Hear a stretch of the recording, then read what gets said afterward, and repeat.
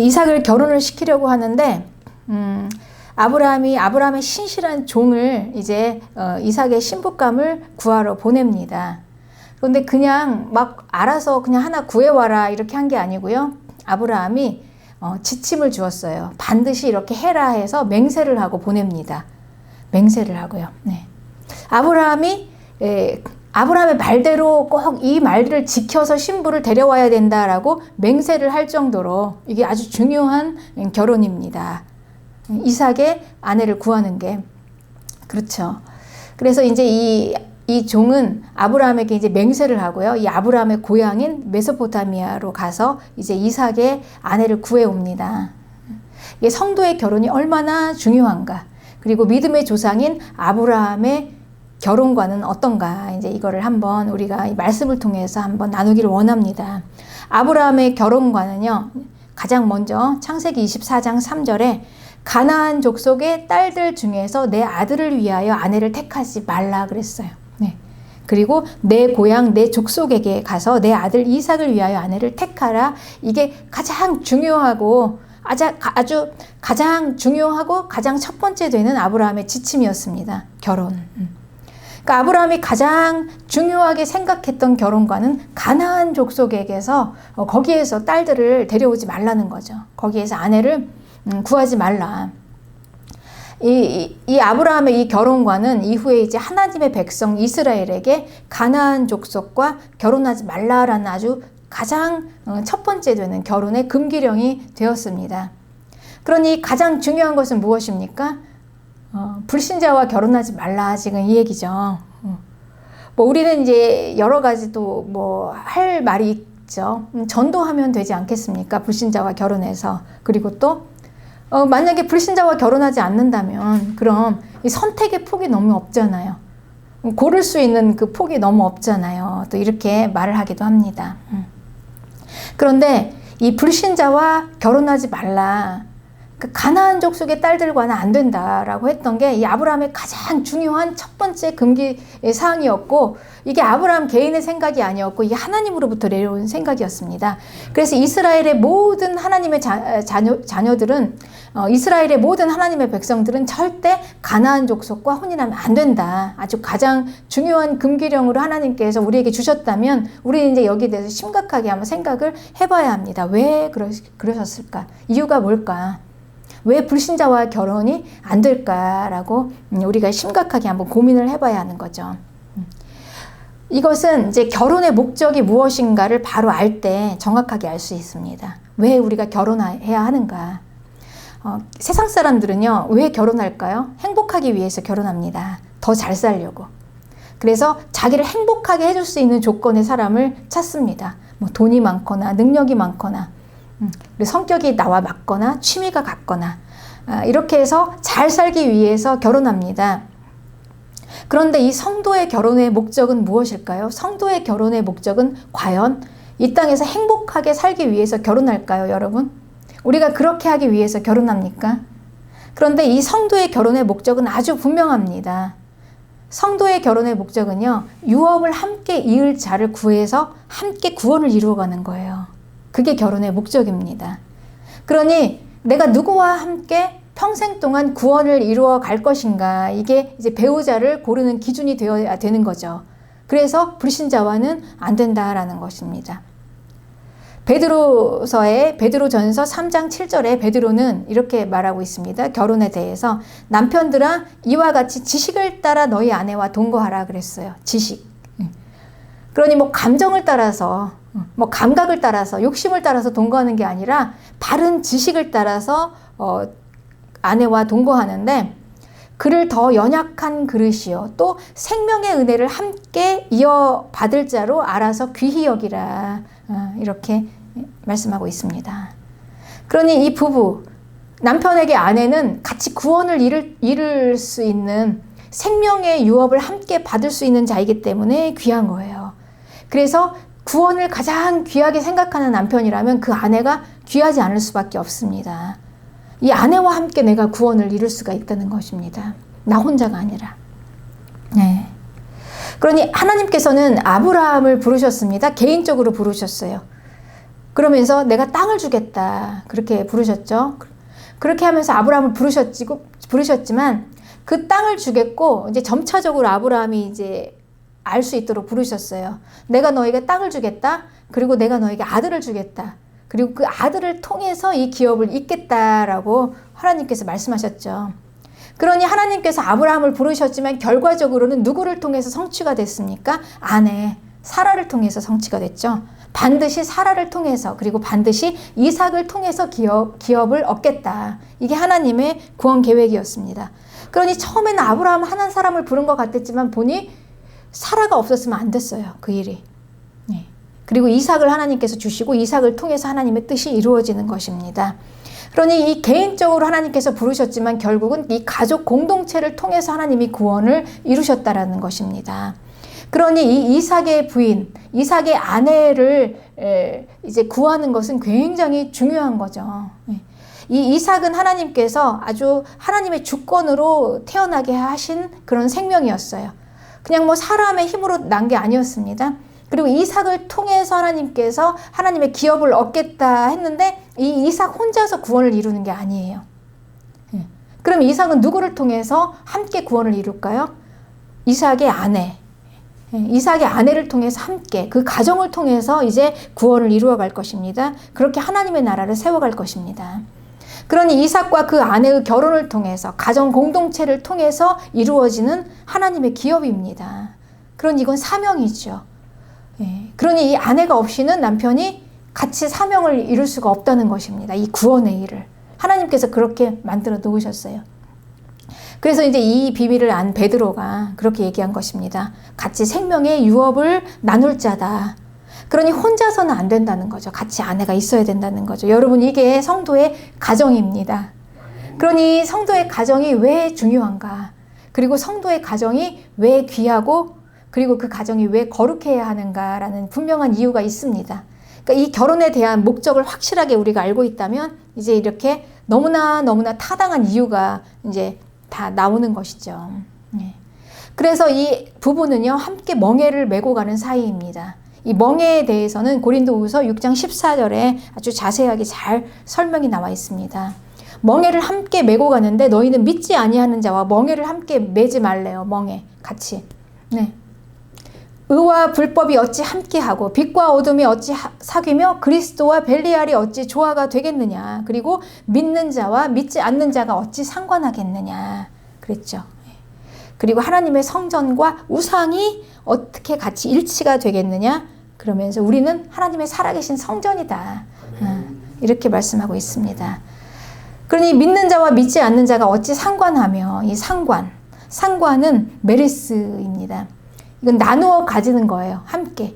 그러니까 함께 같이 이렇게 참여해가지고요. 믹스가 돼가지고 같이 똑같이 나누어 가는 겁니다. 똑같이.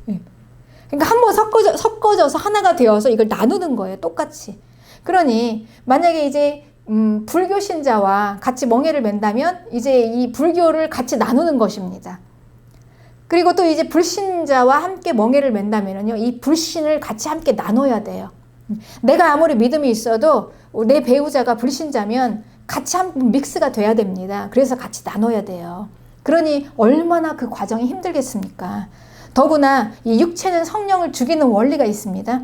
그러니 일평생 동안 믿지 않는 배우자와 결혼을 하면 그냥 다행히 할 수 있으면 간신히 내 영혼만 하나 구원받는 거예요.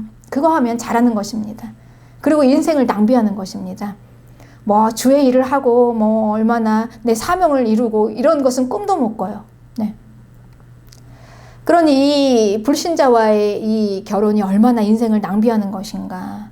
왜냐하면 우리는 잘 사는 것이 목적이 아니라 구원을 이루는 것이 목적이니까. 이게 결혼의 목적이니까. 그러니 결혼은 사명입니다. 사명. 한 가정을 통해서 구원을 이루는 사명이에요. 근데 나 혼자 하는 게 아니라 그 배우자와 둘이 함께 믹스가 되어가지고 나눠서 하는 거죠. 함께.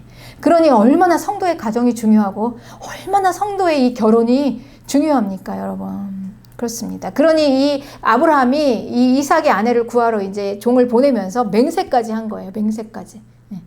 그래서 이제 보낸 것입니다. 절대 가나안 땅에 그 아내를 구하지 말고 내 고향으로 가서 이삭의 아내를 구해와라. 이렇게 하는 거죠. 그렇습니다. 그래서 이제 이 종이 이제 이렇게 맹세를 하고 가는데요. 이제 그 종이 하나 의문이 들었습니다. 종이 질문을 해요.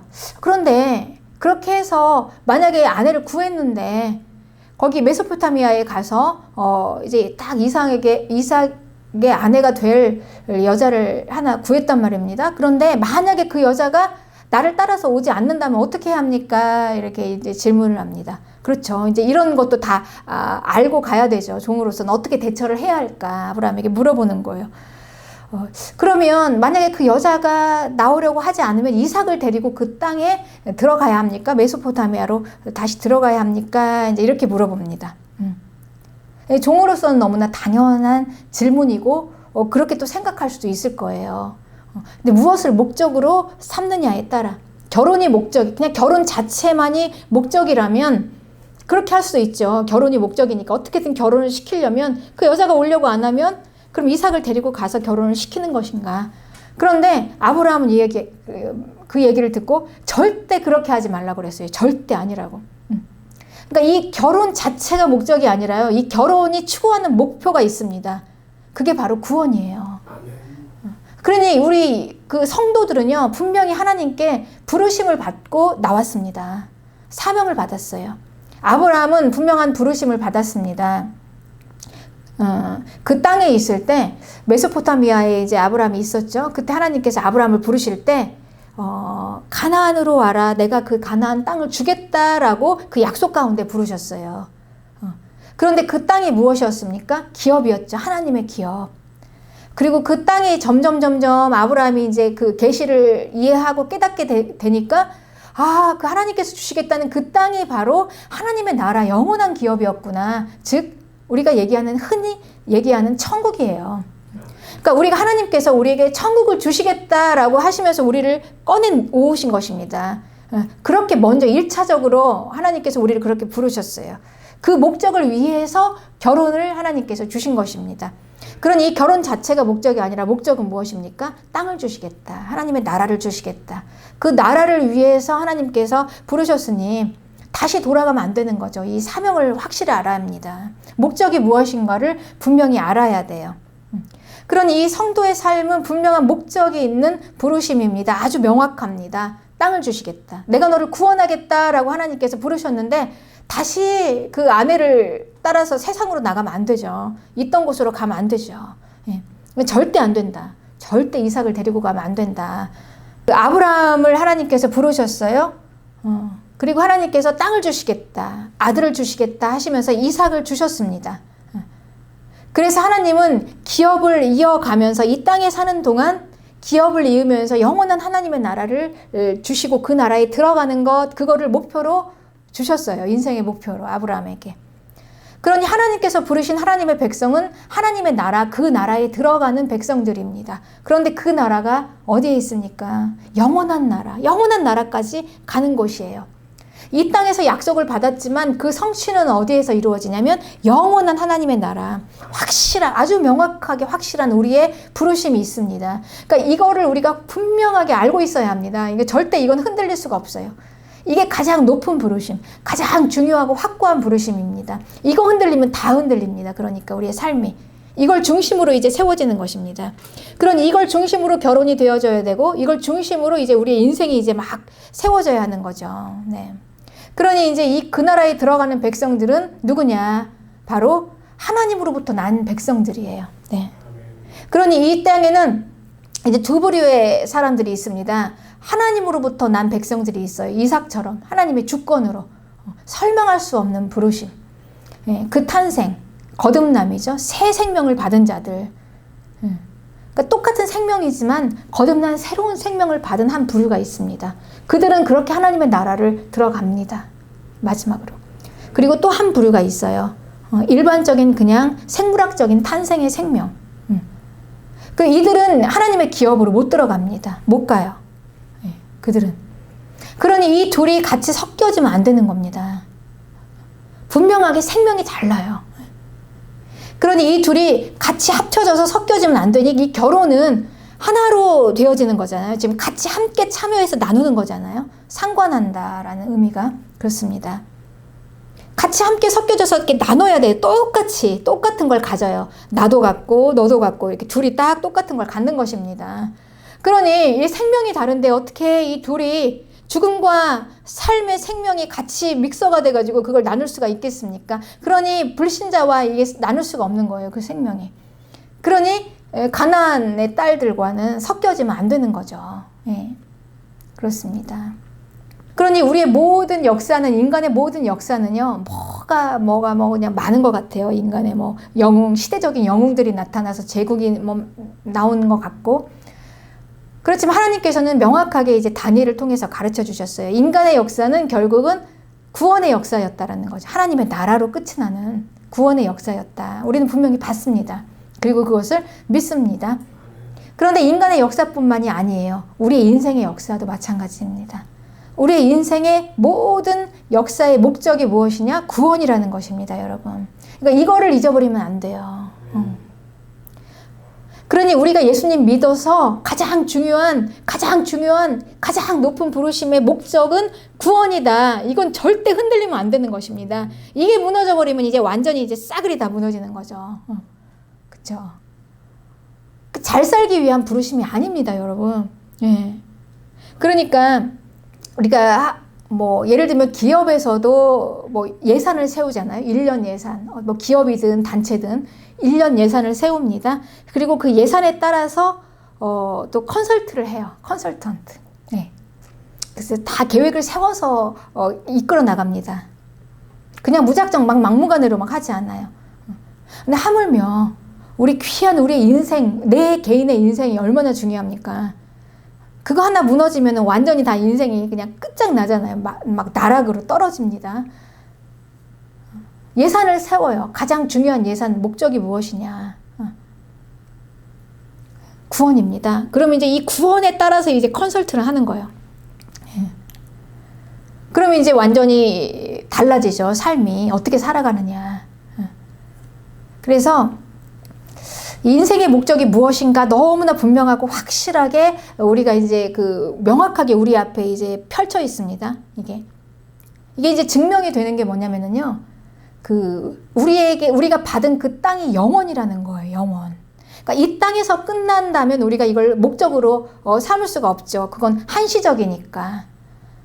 그런데 우리는 그걸 믿지 않습니까? 우리가 받은 땅이 영원이라는 거. 끝이 없는 영원. 그게 구원이에요. 그 땅을 받았어요. 그러면 우리의 목적은 영원한 하나님의 나라, 구원이 목적이어야 되는 게 너무너무 당연한 거죠.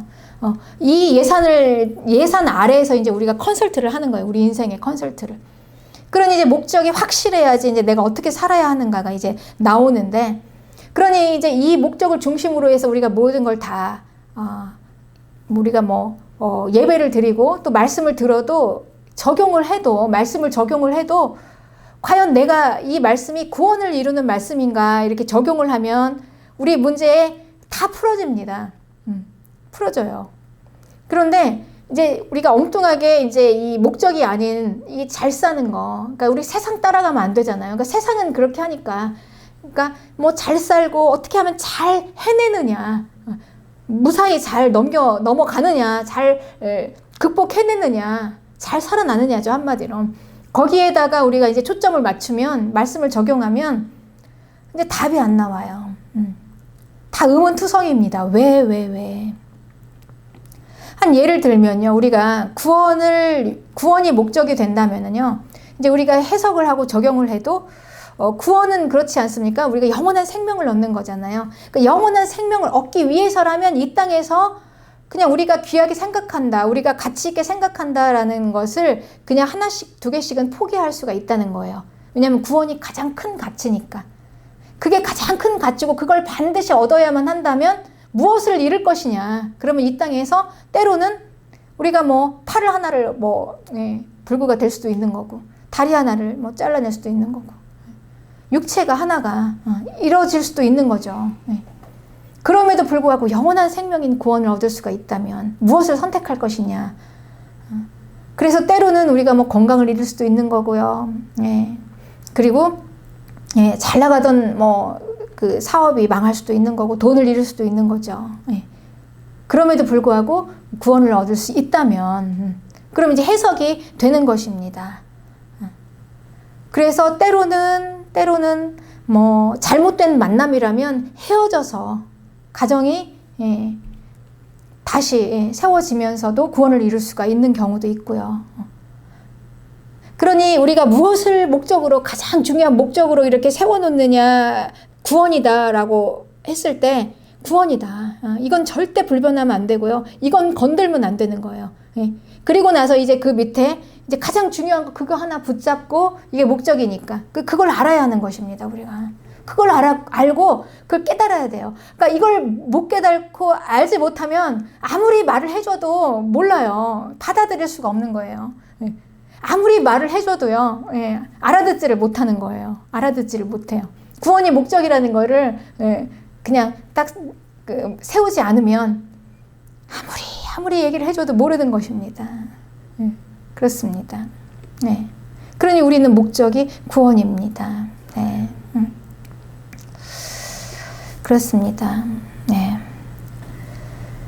그러니 이제 우리가 또 이제 그렇게 분별을 하는 것입니다. 구원이 가장 큰 목적이 되어야지 그 다음에 이제 우리의 신앙생활도 우리의 모든 성도의 삶도 분별이 되는 것입니다.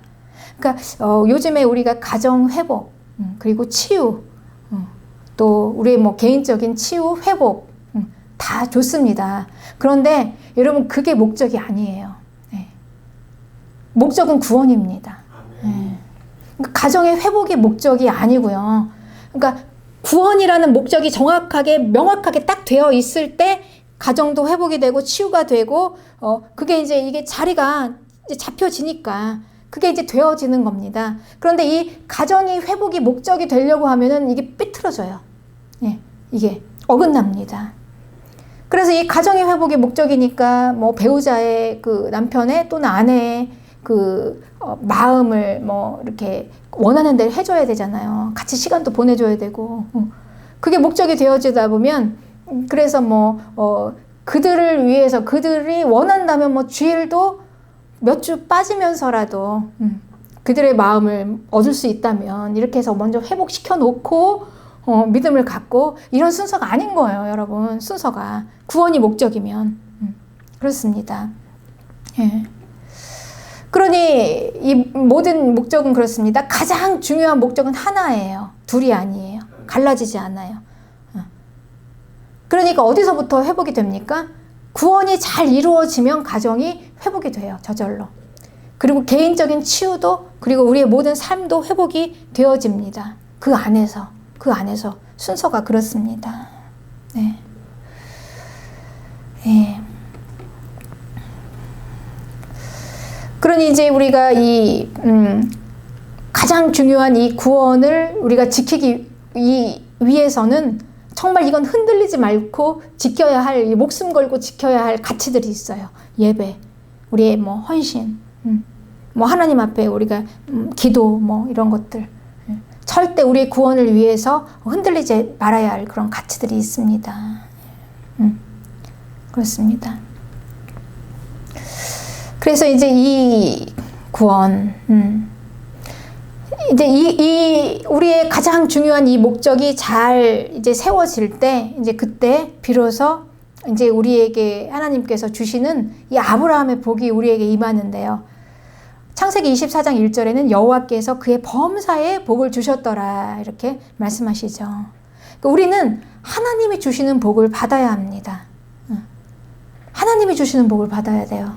하늘의 복과 땅의 복, 완전한 복입니다. 구원을 통해서 이루어지는 복입니다. 구원이 목적이 되어질 때 우리에게 하나님께서 주시는 온전한 축복입니다. 그러니 뭐 천하 없어도 여러분, 천하 없어도 이게 목적이 되어지지 않으면은 이게 벌써 어그려져요. 삐뚤어져요. 거기서부터 시작이 되니까. 그렇습니다.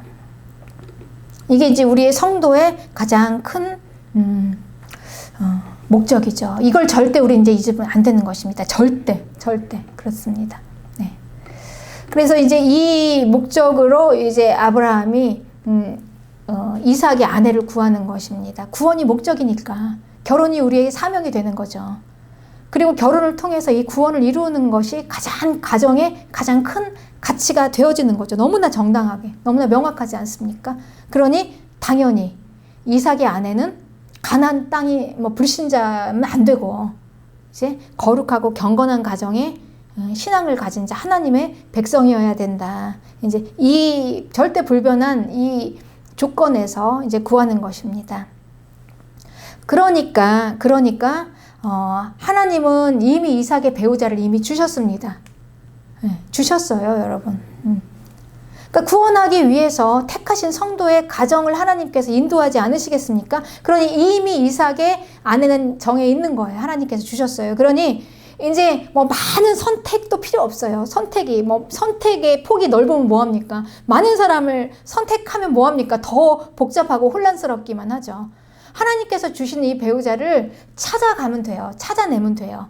그런데 이 찾아내는 것을 하나님께서 주셨기 때문에 창세기 24장 7절에 그가 그 사자를 너보다 앞서 보내실지라. 그러니까 염려하지 말고 가서 찾아라. 분명히 하나님께서 너보다 이 종에게 말씀하시는 거죠. 종에게 너보다 먼저 앞서 가서 하나님께서 미리 예배해 놓으셨을 거야. 그러니 너는 먼저 가서 앞서 가서 하나님께서 예배해 놓으신 그 이삭의 아내를 찾아와라 라는 거죠. 네. 찾아내는 것입니다. 그 찾아. 네. 이 아브라함의 이 근거는요, 하나님께서 땅을 주시겠다. 그리고 이삭을 통해서 주시겠다. 이 약속을 이루겠다라고 한 그 믿음에 근거한 믿음입니다. 하나님의 뜻을 중심으로 만나는 것입니다. 그러니 하나님께서 분명히 예비하신 이 이삭의 아내를 이제 우리는 이제 우리에게 주신 하나님께서 주신 이 배우자가 있어요. 예, 분명히. 그래서 그를 찾아내는 것입니다. 그런데 그 찾아내는 것을 어떻게 찾아내냐? 아주 신비한 방법으로 하나님께서 이끌어 주셨어요. 이끌림입니다. 이끌림. 네. 그래서 이 아담에게 하나님께서 하와를 주시면서요. 어느 날 하나님께서 아담을 재우시고 그리고 그에게 이제 취하신 갈빗대로 여자를 만드셨습니다. 그리고 창세기 2장 22절에 그를 아담에게로 이끌어 오셨다. 하나님께서 이끌어 오셨어요. 그러니 이 아담이 이 여자를 보고 딱 보면서 처음에 딱 보고 이끌림, 하나님께서 이제 이끌어 오신 거죠. 그 이끌림에 보고 이제 고백을 합니다. 내 뼈 중에 뼈요, 내 살 중에 살이다. 마치 나 같은 너 하나인 거죠. 예. 알아본 거예요. 아담은 이런 이끌림입니다. 자기에게 주신 이 여자를 알아봤어요. 그래서 이끌림이 있는 것입니다. 그 남자는 자기의 아내 배우자를 보고 이제 본능적이라고 하죠. 세상에서는 그렇습니다. 나를 도울 수 있는 본능적으로 이제 찾아낸다 이렇게 또 얘기를 합니다. 그런데 그 이끌림은요, 육체적인 게 아니라 영혼의 이끌림이에요. 영적인 것입니다. 하나님이 주신 그 나를 도울 수 있는 배필을 본능적으로 알아볼 수 있는 눈이 이제 있는 거죠. 내 뼈 중에 뼈요, 내 살 중에 살이다. 그래서 이제 끌리는 것입니다. 유독히 나는 끌려요. 그 내 배우자에게. 그렇습니다. 네. 그런데 이런 하나님께서 주신 이 배우자가 있음에도 불구하고 왜 없을까요? 왜 못 찾을까요? 왜? 그냥 하나님께서 주신 그 이끌림으로 이 영혼의 이끌림으로 가면 되는데요. 우리에게는 이 욕심이라는 게 있어요. 그리고 탐심도 있습니다. 그리고 죄가 가득 찼어요. 그 내 욕심과 내 탐심으로 고르려니까 이제 없는 거죠. 믿음도 봐야 되는데 학벌도 또 안 볼 수는 없죠. 또 직업도 봐야 되죠. 외모도 봐야 됩니다. 그 집안 환경도 봐야 되고 성격도 봐야 됩니다. 그러니까 능력을 보려니까 이 믿음이 안 보이는 것입니다. 네. 그리고 잘 키우면 키울수록 더 잘 많이 갖춰놓았으면 갖춰놓을수록 고르기가 더 힘든 거예요. 믿음이 안 보이는 거예요. 믿음이 잘. 그러니 선택의 폭이 사실은 우리에게 그렇게 중요한 게 아닙니다, 여러분. 하나님께서 우리에게 주신 이 결혼의 의미를 알면은요, 나에게 주신 배필이 있으니까 가서 찾아만 오면 되는데, 너무 많이 갇혀 있으면은 이제 막 골라야 하잖아요. 그러니까 정욕과 죄가 가득하면 이 성도의 결혼이 뒤흔들립니다. 막 삐뚤어집니다. 네. 네, 그렇습니다. 그런데 이 이삭의 이 아브라함의 결혼관을 보면은요, 가난해서 딸들을 취하지 말고, 그러니까 함께 나와 함께 구원을 이룰 수 있는 그냥 그 배우자를 찾는다면요, 이 결혼은 굉장히 거룩한 거죠. 구별된 것입니다. 구원을 이루는 것이니까. 마치 우리의 구원을 이루는 것과 같은 거예요. 맥락이. 그러니까 그리스도인의 가정이라는 것이 그렇습니다. 거룩하고 성결하고. 그게 이 성도의 가정입니다. 그래서 성도의 가정이 귀한 것입니다. 구원이 귀하니까. 이 가정을 통해서 우리의 구원이 이루어지니까. 그렇죠. 여러분, 다시 한번 제가 얘기하지만 우리의 목적은요, 잘 사는 부르심이 아니에요. 우리는 구원을 위한 부르심이에요. 잘 살기 위해서 하나님께서 부르시고, 잘 살으라고 또 가정도 주시고, 행복하게 살으라고 가정을 꾸리고, 이런 게 아니라는 것입니다. 그러니 우리가 이제 구원을 목적으로 생각하면 이제 구원을 이루기 위해서 우리가 함께 나가야 되는 거죠. 같이 함께. 우리 구원의 과정들이 있잖아요. 구원은 뭐가 필요할까요? 가장 중요한 게 믿음, 그리고 또 우리 거룩함, 그리고 또 헌신이 들어가야 됩니다. 생명을 얻기 위해서 육체의 것을 버리고. 그런 모든 과정들이 이 가정 안에서 이제 구원을 이루기 위해서 부부가 함께 이루어가는 거예요. 이 과정을. 그렇습니다.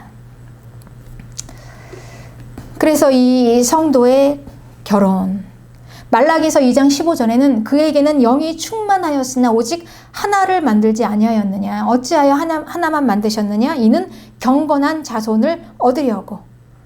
그러므로 내 심령을 삼가 지켜 어려서 맞이한 아내에게 거짓을 행하지 말지니라. 말라기서의 말씀입니다.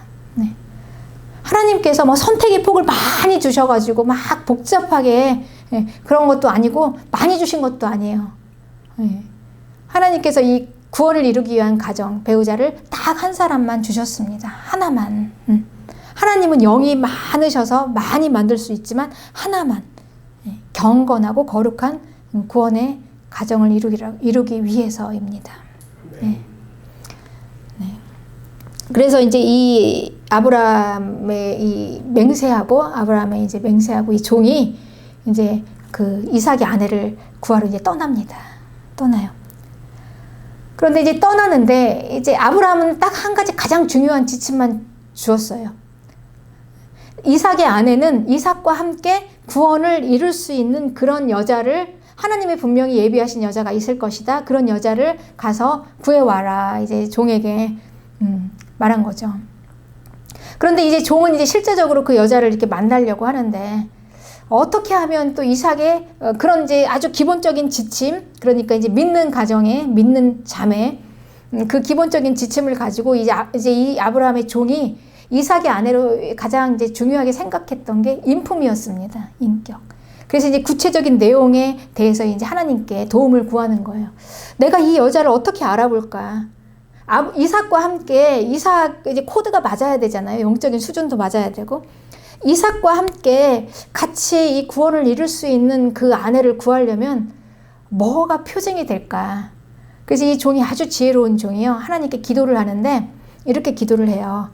근데 내가 가서 이제 목이 마를 거 아닙니까? 여행 중에. 그러니까 나에게 물을 좀 달라 하고 그 여자에게 구했을 때 그 여자가 물을 주고 나만 아니라 내가 같이 데리고 갔던 이 짐승들에게 또 낙타에게도 물을 주면서 마시게 해줄 수 있는 그런 여자라면 아마 이삭의 정한 배필로 이삭과 함께 구원을 이룰 수 있는 그 정도의 여자가 되지 않을까. 그 정도의 인품이라면. 그러니 이 목마른 자의 그 심정을 헤아릴 수 있는 정도의 그런 인격이죠. 그러니 공감할 수 있는 사람입니다. 그러니까 남의 어려움을 같이 공감할 수 있는 자. 그러니까 공감할 수 있으면요, 또 그를 위해서 돕기 위해서 자기가 또 헌신할 수 있는 자. 이 정도의 인격이 가장 중요하지 않을까. 종이 생각한 것입니다. 지혜로운 종이. 그쵸. 여러분, 우리가 결혼하면서 공감을 못하면은 얼마나 힘들겠습니까? 이 어려움으로 공감을 못 해줘요. 저 사람이 힘든지 어떤지 그냥 그건 네 일일 뿐이고 나와는 관계없다 이렇게 생각하면 지극히 그건 자기중심적인 거죠. 나만 생각하는 거죠. 이런 이기주의적인 이런 자기중심적인 생각을 가진 사람과 어떻게 하나가 되어서 같이 살겠습니까? 그리고 긍휼함, 공감을 하면서 불쌍하게 여기는 거. 그래서 도와줄 수 있는 거, 헌신할 수 있는 거, 물을 떠다 줄 수 있는 거. 이런 공감 능력이 있어야 되겠죠. 그래서 이제 이렇게 기도를 했습니다. 그랬더니 이 기도가 응답이 됐어요. 그래서 이 기도를 마치자마자 이 종의 눈에 너무너무 아름다운 그 소녀가 오는 거예요. 그 많은 소녀들 중에 눈에 띄는 아주 탁월한 미모를 가진 리브가 아름다운, 심히 아름다운 소녀가 이제 나타나는 것입니다. 그런데 이 리브가는 남자가 가까이 하지 아니한 처녀였어요. 예. 그러니까 지금까지 어떻게 살아왔느냐, 앞으로 어떻게 살아갈 수 있느냐, 이 리브가의 성품이 나타나 있죠. 역시 이 기업을 이룰 수 있는 이삭의 배필에 부족함이 없는 리브가를 하나님께서 예비하시고 그리고 이삭에게 보내주셨습니다. 그리고 이 종의 기도처럼 종이 구하자마자 이 종을 위해서 물을 또 주고 그리고 또 낙타를 위해서 그 10마리 낙타를 위해서 얼마나 부지런히 가서 이게 보통 수고가 아니죠. 물을 갖다가 줄 수 있는 그 정도의 그 공감 능력도 있고 그 정도의 헌신도가 있죠. 공감 능력이 있으면 헌신도가 같이 함께 따라옵니다. 그런 인품을 가진 정말 기가 막힌 이삭의 이 배필을 만나게 됐습니다. 그리고 이제 혹시라도 또 모르니까 또 물어봐야 돼요. 가나안 그쪽이면 안 되잖아요. 그러니까 네가 누구의 딸이냐 물어보니 아브라함의 동생인 나홀의 아내 밀가의 아들인 부두엘이 낳은 딸입니다. 이렇게 얘기합니다. 그러니 이 종이 얼마나 그 얘기를 듣고 놀랬겠습니까? 곧바로 그 말을 듣자마자 머리를 숙여서 여호와께 경배했다.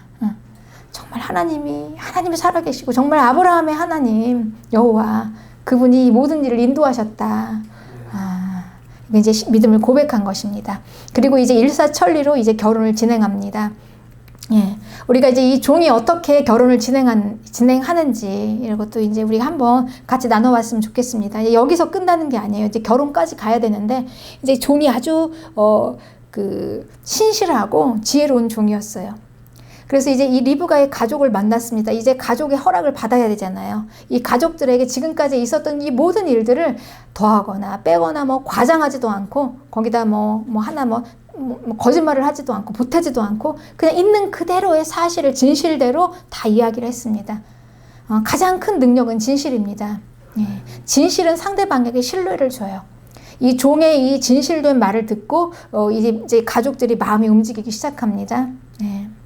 그래서 이제 딸을 주기로 결정을 합니다. 이게 모든 게 다 하나님으로부터 나온 한치의 오차도 없는 이 일을 우리가 어찌 막을 수가 있으랴. 그런데 이제 또 사람이라 보니 이제 인정에 끌려요. 그 어머니가 그냥 딸을 보낼 수가 없어요. 서운하니까 열흘만이라도 우리와 함께 좀 딸을 있게 했으면 안 되겠습니까? 그런데 이 종은요 굉장히 성실하고요 아주 지혜로운 종이었어요. 이걸 단호히 거절합니다. 나를 만류치 마소서. 만류하다. 여기에는 방해하다라는 뜻이 있습니다. 이걸 방해하지 마세요. 이 열흘이라는 기간이 이 혼인을 방해할 수도 있는 거죠. 우리에게는 감정이라는 게 있지 않습니까? 네. 그러니까 우리는 이 지식과 의지로 밀고 나가서 일을 추진을 해야 되는데 이 감정은요. 시간이 지나면은 또 상황에 따라서 달라질 수가 있는 것입니다. 이 감정이 또 막을 수도 있어요. 그러니 우리는 하나님의 일이다. 이게 결정했다 하면 결정했으면 그냥 이제 곧바로 진행하는 거예요. 그냥 이 지식에 따라서 의지를 가지고 지체하거나 미룰 일이 아닙니다. 그냥 곧바로 그냥 진행을 하는 것입니다. 그래서 아브라함은 이게 하나님의 일이다라고 생각하면 더 생각하지 않고 아침 일찍 일어났습니다. 그리고 갔습니다. 주의 일을 이렇게 이제 이루는 것입니다. 그러니 이제 지체하면 어그러질 수도 있어요. 그래서 이제 종이 바로 가겠다라고 해서 단호하게 아주 결단을 하고 가는데 이 종의 아주 단호하고 확신 있는 이 결단에 리브가도 이제 결정을 하는 거예요. 나도 가겠습니다. 이렇게 이제 리브가도 확신을 가지고 따라갑니다. 네. 리브가가 이제 갈 때 이 리브가의 가족들이 이 리브가에게 이제 축복을 해줍니다. 서운하지만. 근데 이 결혼은요, 결혼할 때 부모가 할 수 있는 가장 큰 것은요, 그냥 잘 보내주는 것입니다, 여러분. 열흘만, 하루만 더 이렇게 잡는 게 아니고요. 이 미련을 가지고 잘 보내야죠. 빨리 독립할 수 있도록 그냥 잘 시원하게 보내주는 거예요. 잘 축복하면서. 그래서 축복을 합니다. 천만인의 어머니 내 씨로 원수의 성물을 얻게 할지라. 그런데 이 예언이요, 이 축복의 예언이 그냥 나온 게 아니었어요. 정말 신비롭지 않습니까? 하나님께서 이들의 입술을 통해서 이 리브가를 축복하고 이제 시원하게 보내주는 거예요. 독립하라고. 네, 보내주는 것입니다. 네. 이삭과 리브가의 첫 만남도 굉장히 묵상하다 보면요, 굉장히 참 아름다운 만남이에요. 이삭과 리브가가 만나는데, 근데 이삭이 그때 이제 리브가를 데리러 이제 종이 간 사이에 이제 남방에 잠깐 이제 가 있었나 봐요. 뭐 비즈니스 때문이든 뭐든 이제 일이 있었겠죠. 갔다가 이제 마침 돌아왔습니다.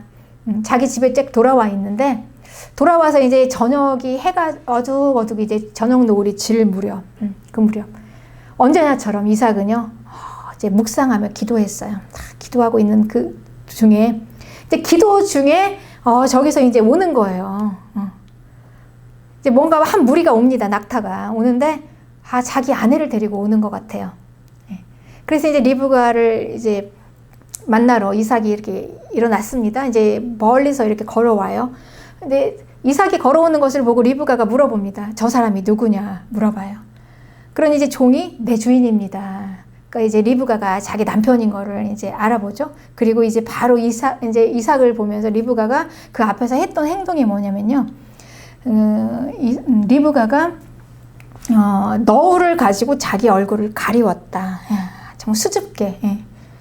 처음 만나는 그 남편 앞에서 이제 자기 얼굴을 이렇게 가리웠죠. 그리고 이제 이 종이 이삭에게 그동안에 있었던 모든 일들을 이제 말합니다. 다 이제 얘기하니까 이제 이삭이 이제 나의 아내다라는 이제 확신을 가지고 리브가를 인도했습니다. 그리고 자기 아내로 삼고 사랑했다라고 나와 있습니다. 그러니까 이 순서가요. 그러니까 사랑해서 아내로 삼은 게 아니라요. 하나님께서 주신 배필은 그렇습니다. 그러니까 내 아내로 삼고 하나님께서 이 주신 대로 찾아내서 내 아내로 삼고 그리고 나서 이 사랑이라는 감정이 이제 생겨난 것입니다.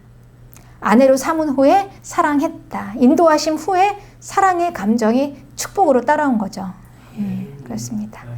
네, 오늘 이 이삭의 이 결혼 이거를 보면서 우리가 성도의 가정은요, 이 구원을 위한 사명이 목적입니다. 네. 그러니 결혼의 목적은 무엇입니까, 여러분? 이 결혼은요, 행복, 잘 사는 거, 이건 세상 사람들이 그렇게 하는 거고요. 이 성도의 결혼은요, 사명입니다. 하나님께서 주신, 구원을 이루라고 주신 사명이에요. 그러니 여러분, 우리가 구원이 정말 우리에게 가장 귀합니까? 구원이 우리에게 가장 가치가 있습니까? 그렇다면 성도의 가정이 얼마나 귀합니까? 그래서 우리 성도의 가정이 귀한 것입니다. 그러니 이 구원을 파괴하는 이 세력이 가정을 파괴하는 같은 맥락인 것입니다. 그러니 이 구원을 소홀히 하면 가정이 소홀히 하고 우리의 기도가 막힌다. 베드로전서 이렇게 나와 있죠. 그러니 영적인 것이 막힌다는 거예요. 그러니 이 가정이 막히면 결국은 이 구원이 막히는 것입니다. 그러니까 이 성도에게 가정과 그리고 구원은 따로 뗄 수가 없는 거죠. 이 결혼과 가정이 얼마나 구원에 중요한 것인가. 네. 구원을 소중하게 생각하는 사람이라면요, 이 가정을 지켜야 하는 이유가 너무나 분명합니다. 성도가 그냥 무조건 뭐 이혼은 나쁜 거니까 하는 거 안 되는 거, 뭐 이혼은 불행하니까 내가 불행하니까 하면 안 되는 거, 결혼해서 사는 게 차라리 더 나으니까. 여러분, 우리가 행복하려면요, 차라리 행복하기 위한 게 목적이라면 혼자 사는 게 차라리 더 행복합니다. 결혼하는 것보다. 많은 분들이 그래요. 혼자 있으니까 너무 편하대요. 편하다고. 그러니까 편하려면 그냥 결혼 안 하고 혼자 살아서 나 돈 벌어서 쓰고 즐기면서 이렇게 살면 되는 거예요. 그런데 우리의 부르심은 그런 부르심이 아닙니다. 우리는 하나님께서 잘 살으라고 우리를 불러내신 게 아니에요. 땅을 주시겠다고 부르신 것입니다. 아브라함에게 뭔가 가나안에 가면은 먹고 살 게 많아. 거기 가서 잘 살아. 이렇게 부르신 게 아니라 내가 너에게 땅을 주겠다. 기업을 주겠다. 그리고 이삭을 통해서 하나님의 나라를 주시겠다라는 부르심이었습니다. 그 부르심이었습니다. 우리에게. 그래서 우리는 이 성도의 가정이 그래서 중요하고 우리가 가정을 지켜야 할 이유가 바로 이 부르심 때문에, 우리의 구원 때문에 가정을 지키는 아주 귀한 사명입니다. 사명. 네. 그래서 때로는 버거울 수 있어요. 힘들 수도 있어요. 그냥 편하는 걸 생각한다면 내가 그냥 행복하게 잘 사는 걸 생각한다면 이 가정을 지키는 게 우리에게는 너무 힘들 수가 있습니다. 둘이 나눠야 되니까. 그냥 내 혼자 하면 편하죠. 그냥 하고 싶은 대로 하니까. 그렇지만 둘이 같이 공유해야 되잖아요. 그가 가지고 있는 것을 나도 같이, 내가 싫든 좋든 어쨌든 같이 믹스가 돼가지고 나눠야 돼요. 똑같이. 하나가 돼서 믹스가 섞어서 그냥 내가 좋든 말든 가지고 있는 그 좋은 성품, 나쁜 성품 다 같이 믹스해서 반으로 딱 잘라서 같이 나눠 가져야 돼요. 그러니 그 과정이 얼마나 힘들겠습니까? 그냥 때로는 포기하고 싶죠. 그러니 우리가 확실한 이 결혼과 우리 인생의 목적이 무엇인가라는 것을 정확하게 모르면 우리가 정말 놓고 싶어요. 그럴 때가 얼마나 많습니까? 행복을 추구한다면. 그러나 우리가 이 구원이라는 것이 목적이라는 것을 안다면은요, 이제 우리가 구원을 하나하나 이루듯이, 구원을 이루어가면서 이 가정이 회복되고, 또 믿음으로 이기고 승리하다 보면 또, 회복할 수 있는 힘도 주십니다. 구원처럼, 마치 구원처럼. 또 우리가 구원을 이루기 위해서 순종하죠. 믿음을 갖습니다. 그리고 헌신하고 기도합니다. 그래서 승리합니다. 그런 것처럼 이렇게 이 모든 구원을 이룰 수 있는 이 모든 조건들로 우리가 가정을 지키고 승리합니다. 구원을 위해서 가정을 잘 힘써 지키고 세웁시다. 할렐루야.